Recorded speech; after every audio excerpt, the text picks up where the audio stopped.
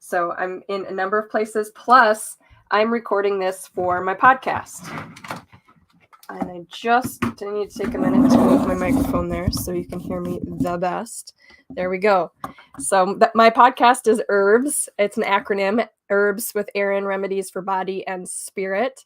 And so I'm recording this. So if you're watching or listening to the podcast and I show something and I mention it, go to my Full Circle Herbals YouTube channel or my Full Circle Herbals Facebook page, and you'll see what I'm showing. So I can also upload this as a video in my podcast. So for those of you, I think in iTunes or Spotify, you can also watch this in that capacity too. So there's all sorts of places that I am right now and that I will be, so that you may be listening to this. All right. So today, what's in my teacup? It's all about showcasing an herb that I'm drinking, or herbs. And one of my many antique teacups that I have collected from an auction at an antique house that shut down. That antique house went for decades, so it had a huge collection, and I just happened to get a bargain on many tea sets and teacups. I don't even know how many. I think there's 40 teacups. I don't even know. I've lost track. I've tried to count. And some new teapots, and some full collections and some not. I don't know how old they are, but I think some of them are, fairly old, from what I can tell. Probably some of them at least 80 years old. I don't know. Something like that. So the tea, first of all, the tea set, the teacup, and then I'll show you what I'm drinking today. So here is the saucer. The saucer always looks much like the teacup from what I have in my collections anyway. That's the way I like it. And the cool thing about this set is that it's got a texture on it. I don't know if you can see that in the pictures, but there's this texture on it. It kind of reminds me of a basket weaving. And then there's a bunch of what look like roses on the sides and in the center. So I have started to not only be a person who knows how to identify plants, but now I'm starting to identify tea sets and where they come from. And they have all these markings on the back to indicate where they're from, or there's little markings on numbers of who the makers are. So I'm learning that. So we have, lots of roses on this, maybe a pansy in there. Sometimes it's hard to say if it is a specific flower that they did paint on there or etch or whatever they did. But usually it looks like something. So it's mainly pinks and yellows today, a little bit of blue in there, and that textures on there if you can see it on the rim. So then it does also transfer the whole pattern. Let's see if I can get this to focus here. There's the pattern on the side of the teacup too. See, I can actually feel it and you can hear it. It's not smooth. It's got a cool pattern on it. Excuse me for sniffling. I still am recovering from my cold. There's the flower on the side, which, looks a bit like a rose. And there we go. Now the camera is focusing on that. You can see the blue in there, and then it goes all the way around. All right. The pattern is also inside, in the middle. I love that. I love it when it's outside, inside, and I love the handle shapes. This one's kind of more angular. Sometimes they're a spiral, which is my favorite shape, a spiral. So that's the whole set. And then today, what am I drinking? I am drinking Goldenrod, Solidago Candidensis.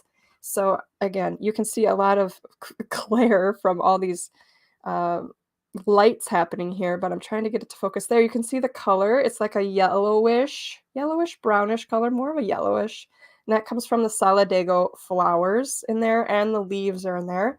So this has been steeping for quite some time, for at least let's see, I'm looking at the time here. Oh yeah, we've been about 15 minutes in. I also put in a newish plant to me that a fellow herbalist showed me.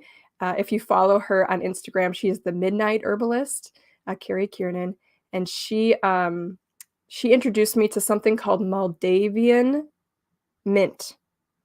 Moldavian Mint. And it's a mint family, I believe. Gets these beautiful blue flowers on it, but I added some to my mixture today because I wanted to add a little bit of flavor, because the Solidago isn't it's not a bad flavor, but it doesn't have a a floral flavor or anything like that. So you can see the tea in there. It's a yellowish color. And yeah, the Solidago can be a bit bitter, not a lot, but just a little bit. And definitely that Moldavian mint is in there as well. It's a hint of mint. A hint of mint. So I'm gulping some down right now because I have a cold that's finishing, but there's also a level of allergies that are still there because here in Wisconsin, the ragweed is still alive and doing well. At this time of year, I actually am kind of on the cusp of like, I'm in the middle of like, I want it to have a freeze so that the ragweed dies, but I don't want to have a freeze because I don't want all my plants and flowers and everything else to die either.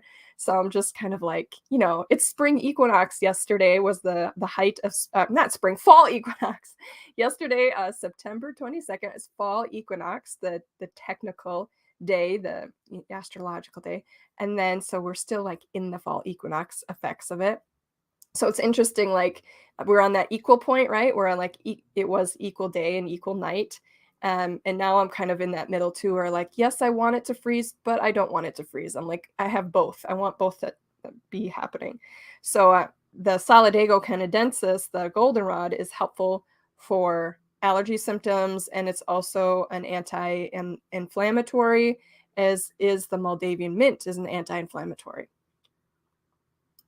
So there. I didn't want to start that tea until I started what's in my teacup. But there it is. So I'm going to be drinking this throughout because I really need the effects of it. So yes, I see Cheryl and Catherine here. Hello. Thanks for joining in.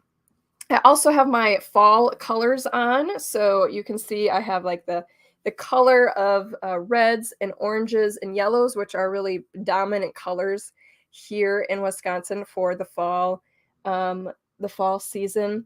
And some greens and yellows and golds happening here too. So I'm really in the celebration of the fall equinox happening. And if you're still wanting to have some ideas of how to celebrate and honor this time of the season, Emily Morrison from Wise Woman Witchery and I have created the fall equinox e-guidebook. So it's an a digital guidebook. It's like a workbook too. You can actually type in it. You can print it, and there's like little prompts in there to help you celebrate and create a way to honor the season in a way that works for you, because we're all experiencing different things across the world in terms of what's growing. For instance, this goldenrod, Solidago Candidensis, is just about done here in my part of the world. And I know in some places of Wisconsin, it's probably been done for a while. So what you see growing in your area and the shifts and changes may not be exactly at the same time other people are experiencing it. So the workbook, the guidebook, really helps guide you through, using what's around you to create a ceremony if you want, and how to do some ideas for celebrations with yourself, with other people, in groups, solitary, and family settings. So I created the celebration part of it with the plants really in mind, but also there's other things in there that Emily has added too with Wise Woman Witchery, and she's added some recipes in there. I have a fall garden ritual that you can do to help, put your garden to sleep, as we say in the gardening world. Put it to sleep, put it to bed for the winter, for the dormant season time. So it's like a 41-page book. You can print it, you can download it, you can keep it and use it over and over again.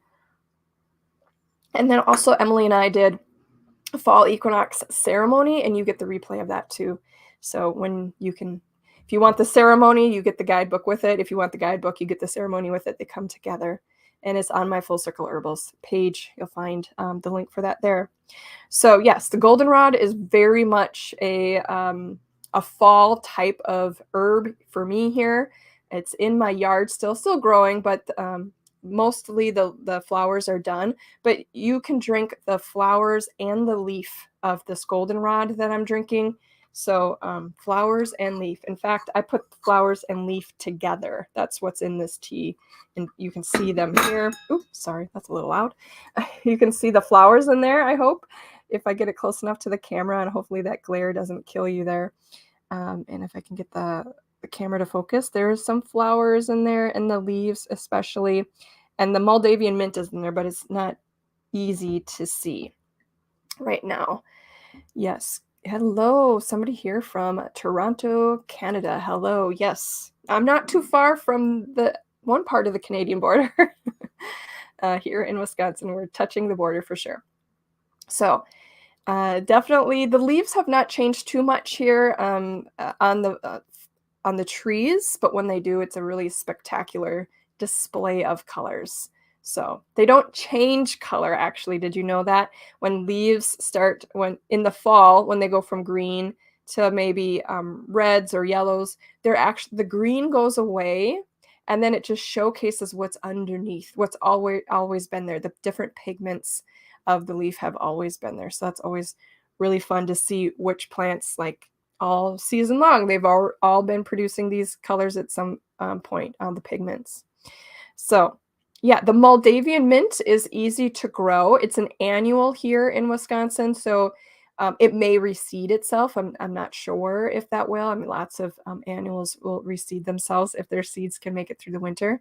But the Moldavian mint has a blue/purple, more on the blue side of a flower, and the pollinators just love it. In fact, when we were harvesting it at the shared herbal garden that I'm part of, we would all be like, well, I feel so bad cutting the flowers because the bees are here. So, but it was always in such profusion that we could leave many of the flowers and harvest what we needed. And I mean, there was so much, and we had like a row or two of these plants, and they were just constantly producing. And they have a really cool leaf on them too. It's not like the pattern on the edge of the leaf is really interesting and unique compared to what most of the plants around here have, just a very soft edge, a plain edge, usually in a lanceolate kind of shape.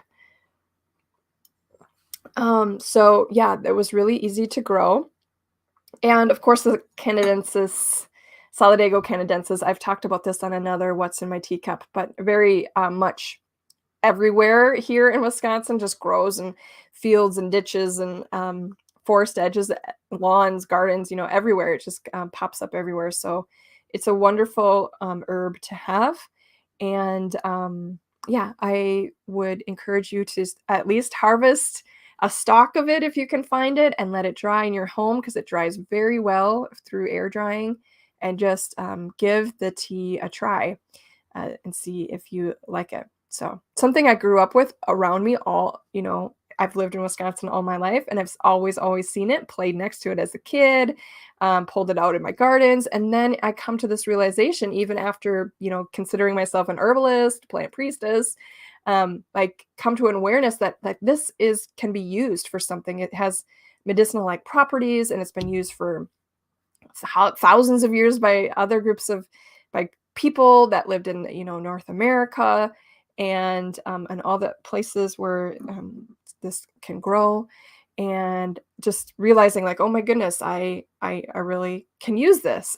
There's many herbs and plants around me that I've overlooked because I've just considered them to be like in the backdrop. It's just like these normal things that I've always seen around me. And when I started in herbalism, it was always really focused on the more exotic kind of plants that didn't live where I did, and the Chinese traditional medicine, and all these other cultures that seem to have kept their herbal traditions over time.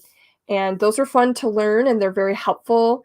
But then it's really also fun to start to realize, oh my goodness, there's plants right in front of me that are growing around me that may not necessarily be in all my herb books, but they can be used too. So it's like reconnecting to the land that I'm in to realize what is around me. And I also think that's more ecologically sustainable too, is to use the herbs that are around me, and economical in terms of like they're right here. I don't have to order them online from thousands of miles away and use fossil fuels to have them shipped to me. I mean, I certainly do that. I certainly do order things that do not grow around me, but I'm just really committed to working and using herbs that are right under my nose and feet. So I encourage you to do the same, to get curious with things that are around you and start to learn from them. I will just say that some of the herbal, the more popular herbal books, they don't have everything in them. They don't have every herb that's in there. So if you find a plant that's near you and you identify it and start to look to see what kind of medicinal or edible uses it has, and you're not really finding anything, that's not a sign that it's not usable. It's just a sign that it hasn't made it into published materials, perhaps. Sometimes you just got to dig a little deeper.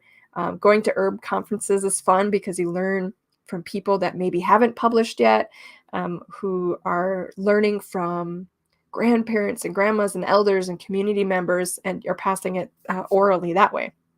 So that is my lesson from Goldenrod today, Goldenrod and Moldavian Mint. Like I said, there's a new one in there that's kind of new to me that was introduced by a fellow herbalist, and then the Goldenrod just is around here. You can order Goldenrod online. Mountain Rose Herbs does have it the last time I looked, and I think they have a tincture of it too. So that is a possibility for those of you who are not harvesters yet, or growers or wildcrafters. For those of you who are maybe a little bit newer and want to know for sure that what you're identifying is actually what it says it is, and if you're feeling a little uneasy about identifying things out there in the wild, you can certainly buy them from reputable sources that already know how to identify them even when they're dry, and have ways to verify what they are. So those are my tips for you about herbs and harvesting and getting them into your own home herbal apothecary. Which brings me to the Grow Your Apothecary monthly plant lessons that take place every Sunday before the full moon is when I do those lessons. The next one is coming up soon. We just hit a dark moon, so we got less than 2 weeks, I think, before the next one. And the next one is going to be on Monarda, which is also called bee balm. If you join or subscribe to Grow Your Apothecary monthly plant lessons in September, you'll get the replay of the September plant lesson, which is wild black cherry, which is a tree. And you'll also get the what I'm calling the secret meeting, creating mysterious and curious herbal potions. In fact, I'm doing that one live this Sunday since that is the dark moon, and that's a bonus one for people who join. So if you're looking to join, on my website at fullcircleherbals.com, you'll see the Grow Your Apothecary monthly plant lessons, and I have the links in various places too, and I usually put them in the comments after the live. So yeah, monthly plant lessons. We're doing them every full moon, a Sunday before the full moon. If this full moon lands on a Sunday, that we'll do it that time too. But that's when we're doing them. And replays are available to the people who are in subscribers. They get a replay sent to their email. The lessons are about 45 minutes long. We start out with a plant attunement. And then I go into a lesson about like what it looks like, what it can be used for, some tips and tricks about it, how to add it to your home herbal apothecary.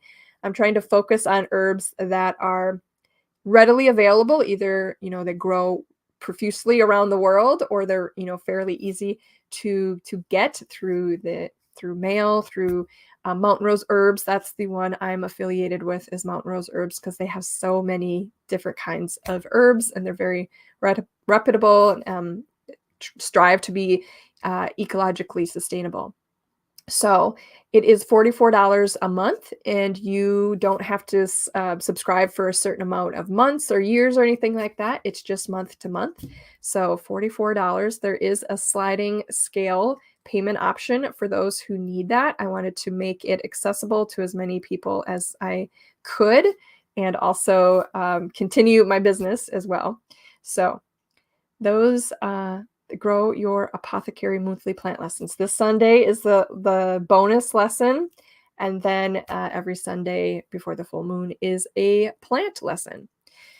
All right, everybody, thanks for joining the What's in My Teacup, and I'll be back this time next week as well with another What's in My Teacup and another herb that I'm drinking and another cool tea cup to show you. It's so fun for me to be able to share these teacups because nobody else in my family is excited about them.